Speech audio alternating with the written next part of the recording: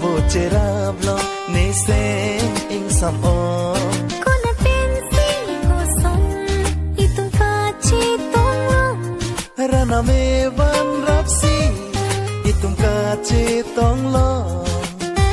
la silirun ka bo cherab lo la puan li ka ching hon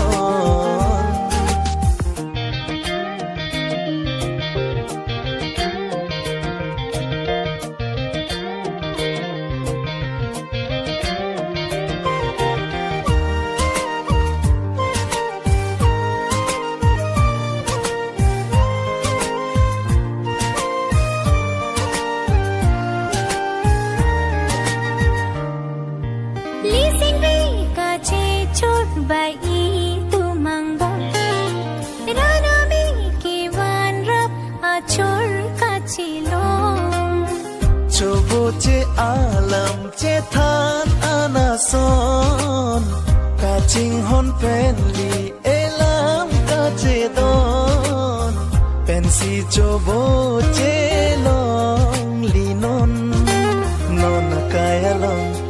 li son ka bo che ralong baduta ave Jibon itu mason ni nang phan nang kilo kini ko pai bai me ko tum ka bo cherab lo ne sen ing sam on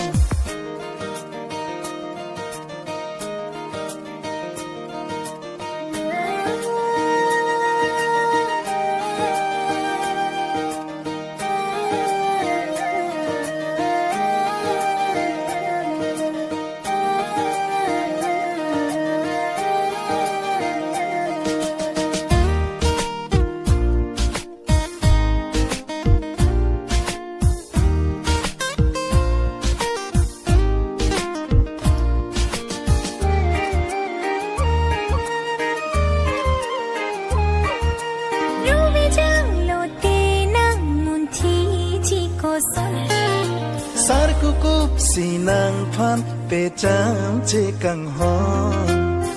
sampini long thur jong si ko phusam